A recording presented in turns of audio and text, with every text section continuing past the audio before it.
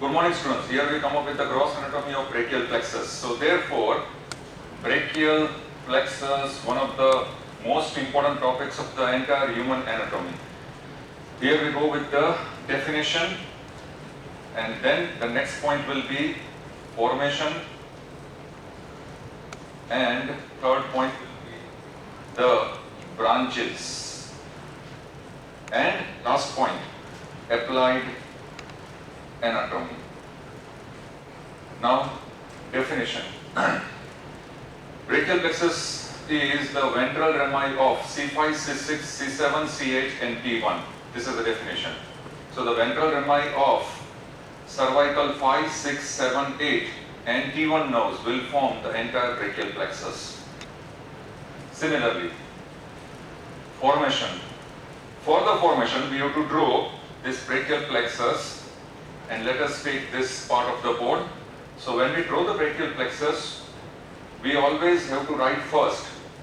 The entire formation will be by joining of ventral rami of C5, C6, C7, C8, T1. So here we are going to mark them as C5,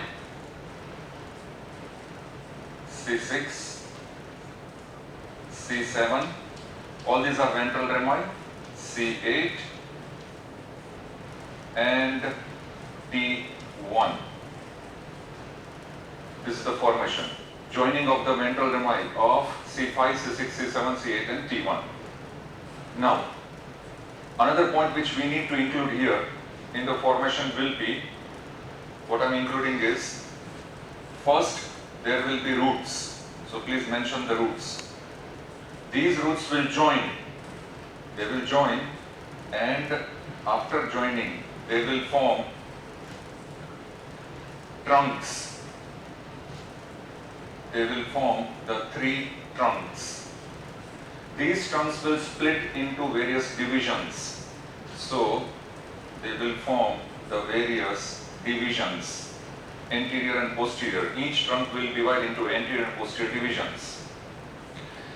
These divisions will join and form the cords, C-O-R-D-S, cords of brachial plexus.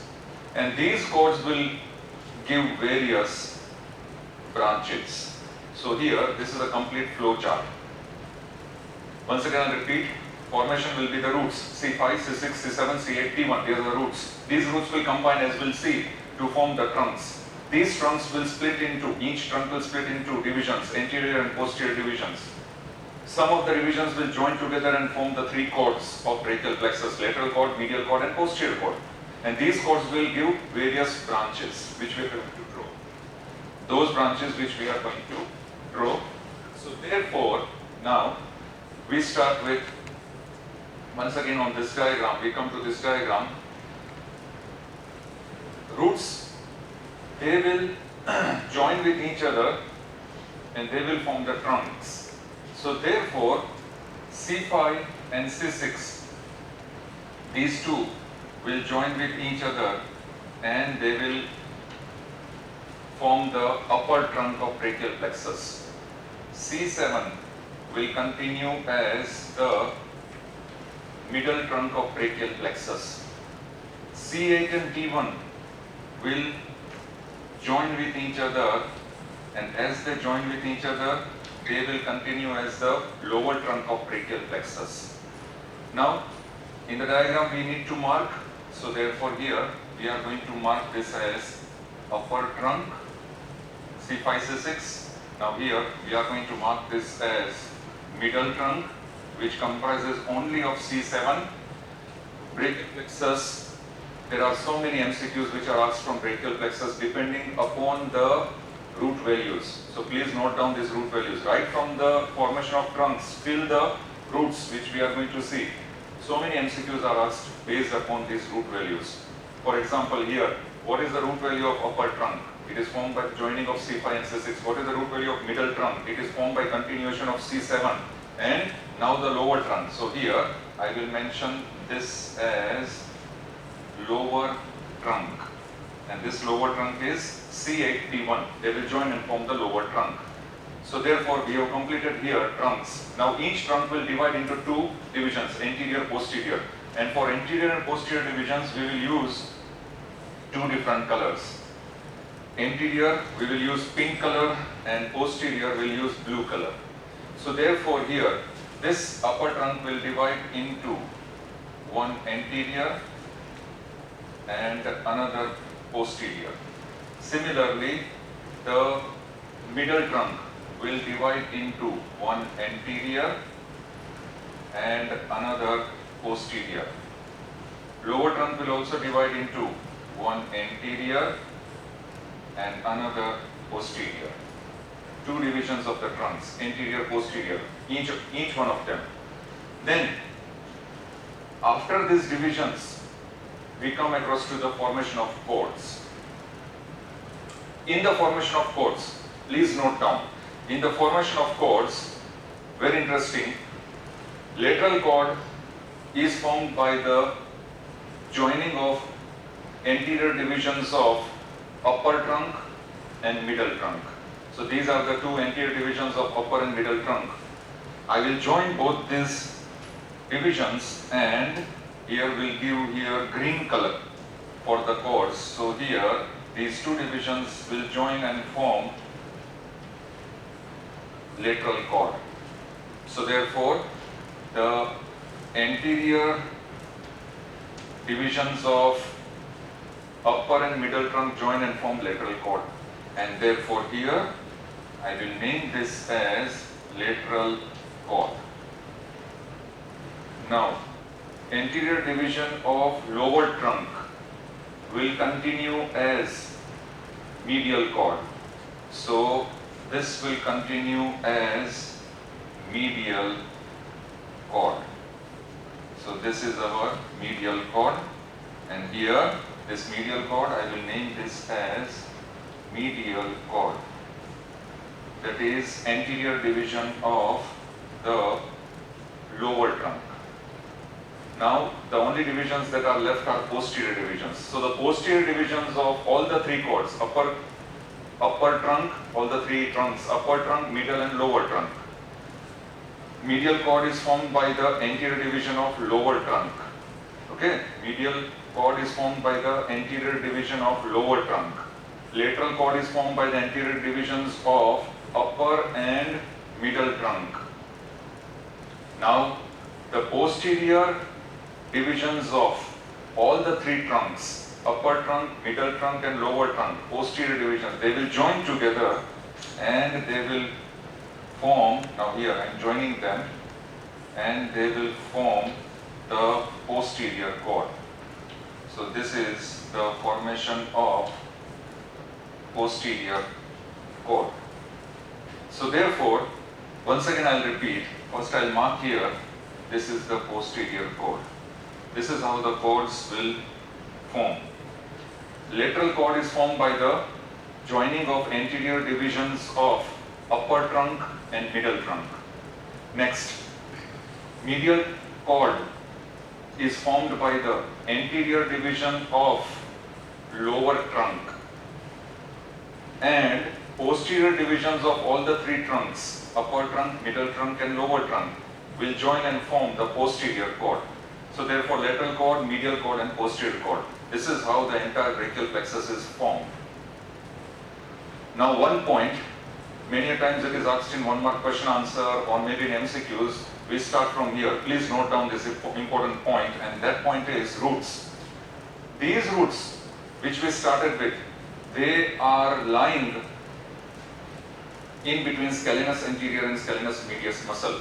Very important question. So all the roots, here I will write down, all these roots, they are lying in between scalenus anterior and scalenus medius muscles. So they are lying behind the scalenus anterior, remember, or the roots. Roots will join and form the trunks. So upper, middle and lower trunk, they are always lying in the posterior triangle of the neck. So note down, these trunks, they are lying in the, I am writing down here, posterior triangle of the neck. Where are the trunks located? Trunks of brachial plexus located? They are located in posterior triangle of the neck. Then these trunks will divide into various divisions. We know that anterior, posterior, anterior, posterior, anterior, posterior. So these divisions, here I will mark these as divisions. Please note down, these divisions will take place before the entire brachial plexus enters the axilla. So where are they lying? Behind the clavicle. So they are lying behind the clavicle, these divisions. Now the cords, all the three cords that have been formed. These cords, they will lie, where they will lie? In the axilla. So these cords will be now formed in the axilla. So after dividing, these divisions will enter the axilla from behind the clavicle. So all the cords will be found within the axilla. Now it is time for the various branches. So in order to understand these branches, we will draw them, and root value is very important. So we start with lateral cord. Please draw alongside with me. It is very simple. The branches in lateral cord will be lateral pectoral. Just go on marking the branches. So there will be one branch, and we name this as the lateral pectoral. Now before we give the various branches, please note the root values. Here I am going to write down the root values. Are we able to see here? So I am going to write down the root values. Lateral cord, the root values will be, if you see there, lateral cord is formed by the anterior primary, the joining of anterior divisions of upper and middle trunk. So the root value of lateral cord will be C5, C6, C7. Always note down. So the branches which will pass out of the lateral cord will carry the root value C5, C6, C7, because this is how the lateral cord is formed, from C5, C6, C7. Same way, medial cord, and we know that medial cord is a continuation, the anterior division which continues from the lower trunk, and lower trunk is formed by C8, T1. So here this root value will be C8, T1. The branches coming out of medial cord will carry this root value C8, T1, but there is one exception which I will later on tell you. Then there will be the posterior cord.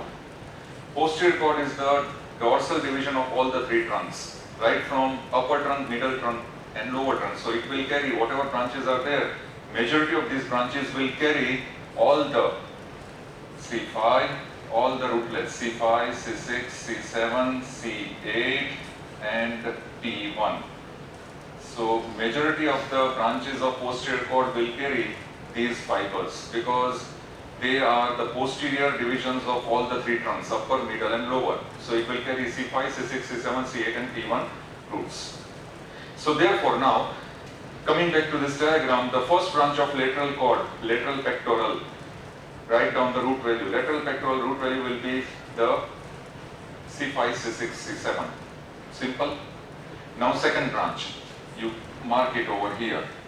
The second branch will be, it will be known as the musculocutaneous nerve. So therefore, instead of giving that in this direction here, what we'll do is, we will continue this in this direction, and I will name here as musculocutaneous nerve. So musculocutaneous nerve, root value, once again C5, C6, C7. First branch of lateral cord is lateral pectoral nerve, second branch is musculocutaneous nerve, and third branch will be lateral root of median nerve. I will continue this lateral root of median nerve in this direction. And I will note down this as lateral root of median nerve. Please note down, this is the third nerve, lateral root of median nerve. Root value C5, C6, C7. So here we finish the branches of lateral cord. Once again I repeat the branches of lateral cord. Lateral pectoral, number 1. Number 2, musculocutaneous nerve. Number 3, lateral root of median nerve. Each of them will carry which root value? C5, C6, C7. Please note down. Now we come to medial cord. In the medial cord, the root value will be, as I have written here, C8 and T1. So we start from above. C8 and T1. So we start from the above. First will be medial pectoral. Now, just like lateral pectoral, from medial cord, I will name this as medial pectoral. So the first branch is medial pectoral, and of course the root value will be C8T1. Second will be medial cutaneous nerve of arm, and here I will mark this as medial cutaneous nerve of arm. I will write here medial cutaneous nerve of arm. Root value once again C8T1. Then there will be another nerve, and that nerve will be known as medial cutaneous nerve of forearm. So here I am going to mark this as medial cutaneous nerve of forearm. What should be the root value? The root value will be C8T1 once again. So three nerves, these three are the branches of the medial cord: medial pectoral, medial cutaneous nerve of arm, medial cutaneous nerve of forearm, C8T1. Now the fourth one. The fourth will be medial root of median nerve. So it will join with lateral root of median nerve. So here you have to mark this from here, and this nerve is medial root of median, where it will join with lateral root of median, and together they will continue as median nerve. So this is the medial root of median, this is the fourth branch, and here I will mention this as the fourth branch, medial root of median nerve. Which fibers it will carry? Root value, that is C8T1. So medial root of median is the fourth branch, where it will join with the lateral root of median nerve, and together you can make this and continue this nerve together as which nerve? Here you can write median nerve. So this is how the median nerve is formed. Okay? And this typical diagram is very much visualized during the dissection. When we dissect the entire brachial plexus, this is how we locate the branches. So therefore the branches of medial cord, 5 branches of medial cord, 5 branches, remember they are over. The first branch medial pectoral, second branch medial cutaneous nerve of arm, third branch medial cutaneous nerve of forearm, then fourth branch medial root of median nerve, and fifth branch, this is the fifth branch, continuation. So what is this continuation basically? Here I will mark this. This continues as the remaining part of the medial cord will continue as ulnar nerve. So therefore this continuation will be known as the fifth and the last branch of medial cord, that is ulnar nerve. Now here the root value will differ. The root value of ulnar nerve will be C7, C8, T1. Please note down. So here I am going to write ulnar nerve C7, C8, T1. Please note down. This is the root value of ulnar nerve. So all the 5 branches of medial cord are complete. I start with medial pectoral, medial cutaneous nerve of arm, medial cutaneous nerve of forearm, medial root of median, and ulnar nerve. The continuation is ulnar nerve. So 3 branches of lateral cord, 5 branches of medial cord with all the root values. Please note down all the root values. Ulnar nerve, the root value will differ in medial cord, that is C7, C8, T1, and now the posterior cord. So therefore, the branches of posterior cord, there are 5 branches of posterior cord, and they are, first will be, here I am writing in this is the first branch, that is upper subscapular.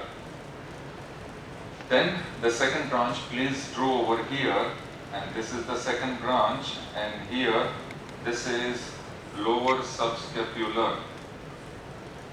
Now one thing, we make it sure, I told you the posterior cord contains these root values, but here some of the branches, when they are in the upper region, they will carry out of these rootlets only a few rootlets, and some of the branches, when they are from the lower part of posterior cord, they will carry the lower rootlets.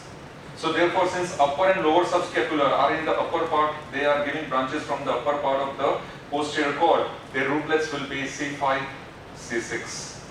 So please note down here, upper and lower subscapular C5, C6. These are the rootlets. Here also I will write down C5, C6. C6, upper and lower subscapular. So two branches of posterior cord, now branch number 3.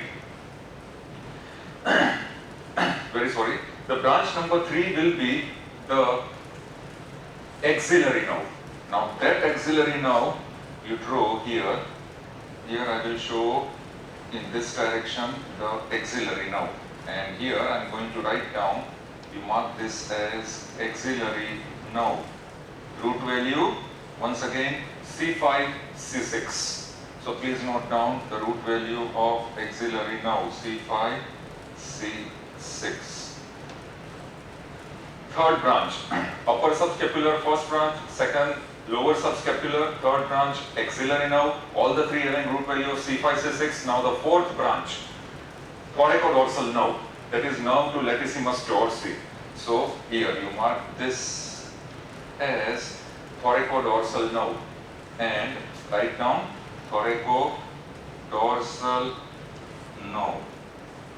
So root value of thoracodorsal nerve will be, the root value will be, please note down the root value, C6, C7, C8. This is frequently asked MCQ. The root value of thoracodorsal nerve, options A, B, C, D. So here, this root value, keep it in your mind, C6, C7, C8.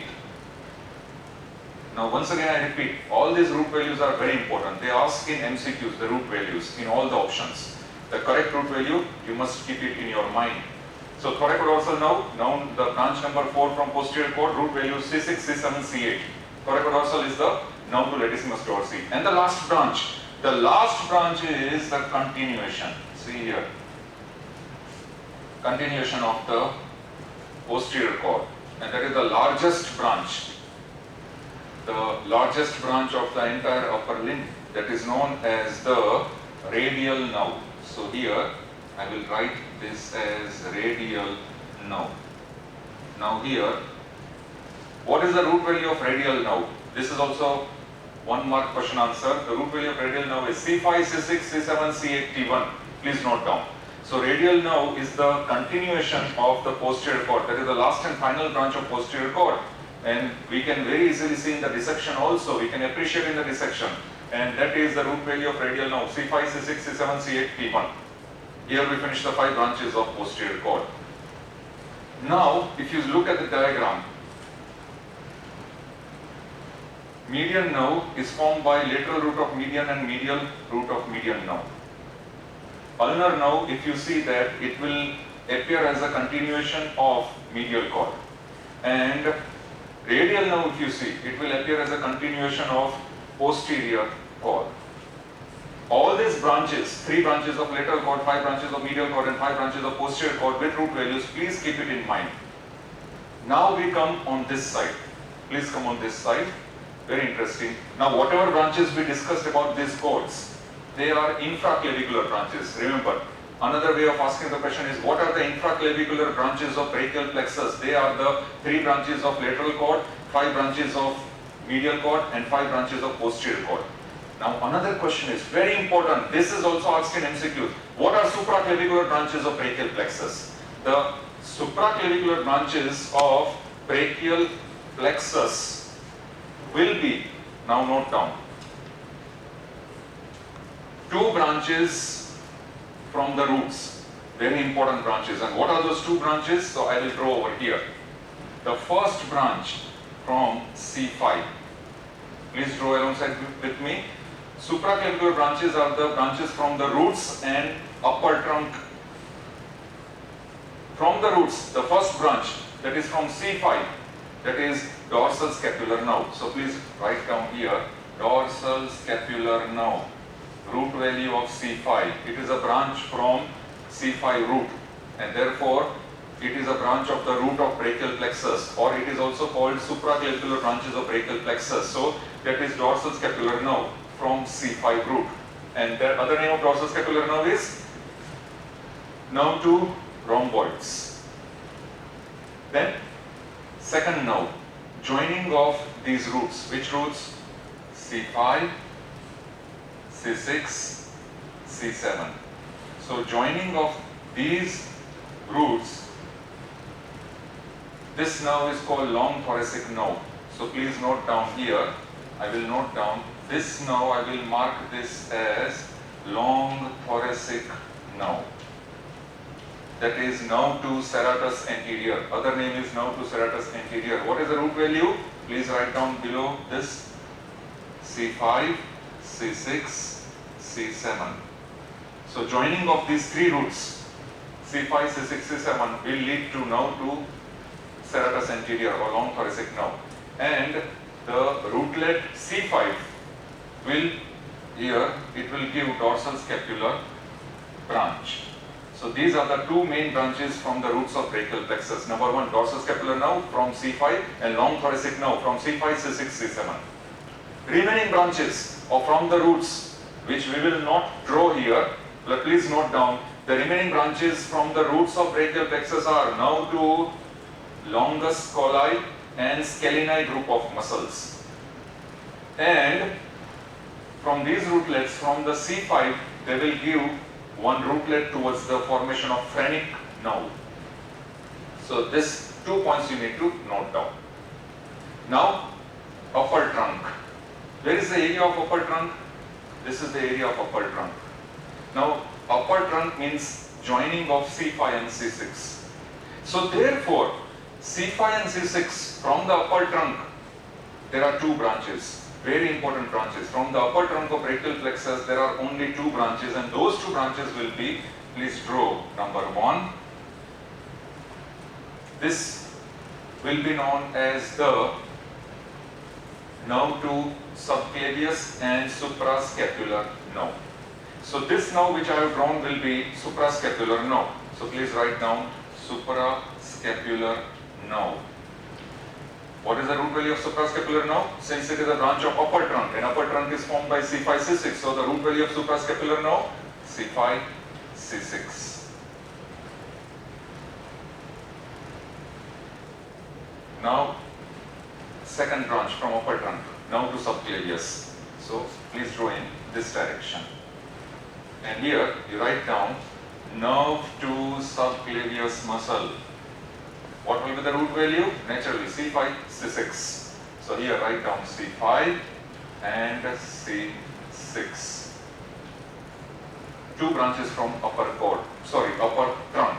And these two are suprascapular and nerve to subclavius, each carrying C5, C6 upper trunk. And two main branches from the roots, that is dorsal scapular C5 and long thoracic nerve C5, C6, C7. And the remaining two branches from the roots will be from C5 root, it will give communication to the phrenic nerve for the formation of phrenic nerve. And from these roots, there are various branches which will supply to longus colli muscle and scaleni group of muscles. Now we come to the last point, applied anatomy. So if I write applied anatomy, 2 points will be there which we need to discuss. The 2 points of applied anatomy will be Orb's paralysis, ERBS, Orb's paralysis, most frequently asked question, whether it is 1 mark or Viva or MCQ, whatever. And the second will be Klumpke's paralysis, KLUMP, KE', Klumpke's paralysis. Now what is Orb's point? The region of upper trunk, that is C5, C6 rootlets, where they join and form the upper trunk, that is called Orb's point. And any damage to this Orb's point is called Orb's paralysis, ERBS, Orb's paralysis. Where is Orb's point? Please come on this side. Here I have marked. This is the region where the 6 nerves are joining. The 6 nerves are joining 1, 2, 3, 4, 5, 6. So this point where I circle is known as Orb's point. Any damage to this point, Orb's point, will result in Orb's paralysis. And what are the causes? The causes may be, there may be injury to the shoulder, or there may be fall on the shoulder, or there may be any cause such as birth injury. So in these kind of injuries, Orb's paralysis may develop. There may be damage to the upper trunk of brachial plexus. Now here, it is asked in 1 mark question answers. Which are the muscles which are paralyzed in Orb's paralysis? The following muscles are paralyzed in Orb's paralysis. Which are those muscles? They are asked in MCQs also. We start with biceps, then brachialis, then brachioradialis, then deltoid, then supraspinatus, and then infraspinatus. These are the muscles which are commonly paralyzed in Erb's paralysis. So what is the kind of deformity? The kind of deformity in Erb's paralysis will be, the arm will be medially rotated, hanging by the side and adducted. So the arm will be adducted, medially rotated. And forearm, the forearm will be pronated and extended. These are the four features of Erb's paralysis. Once again, I'll repeat, the arm will be medially rotated and adducted, and the forearm will be extended and pronated. So this is also known as the policeman's tip hand. Many times in one mark question answer, it is called Porter's tip hand or policeman's tip hand. What is policeman's tip hand, what is Porter's tip hand, or what is Erb's paralysis, one and the same. Which are the movements that are lost in Erb's paralysis? Think over. The movements that are lost in Erb's paralysis will be abduction of the shoulder, lateral rotation of the shoulder, and biceps movement and supination. These are the movements that are totally lost. So this is Erb's paralysis. Now Klumpke's paralysis, please see here, I will write here, what is Klumpke's paralysis? The lower trunk. And what is lower trunk? Any damage to C8 and P1, lower trunk, will result in Klumpke's paralysis. Therefore, if you come on this side, C8 and P1, this lower trunk of brachial plexus, if it is damaged, it will lead to paralysis of the ulnar flexors of the wrist as well as the intrinsic muscles of the hand. Ulnar flexors of the wrist are supplied by C8 and the intrinsic muscles of the hand are supplied by T1. So therefore, Klumpke's paralysis, in what causes there occurs Klumpke's paralysis? The following causes will cause the Klumpke's paralysis. For example, when there is undue stretching of the hand, as in gripping some object while falling down, such cases will produce damage to the lower trunk of brachial plexus, which is called Klumpke's paralysis, and C8 and T1 root legs are damaged. So therefore, the deformity will be claw hand, typical ulnar claw hand, where there will be the hyperextension of the wrist joint and extreme flexion of the phalanges, and there will be hyperextension of even the metacarpophalangeal joints. So this typical ulnar claw hand is a feature of Klumpke's paralysis. So here we finish the entire brachial plexus. Thank you very much.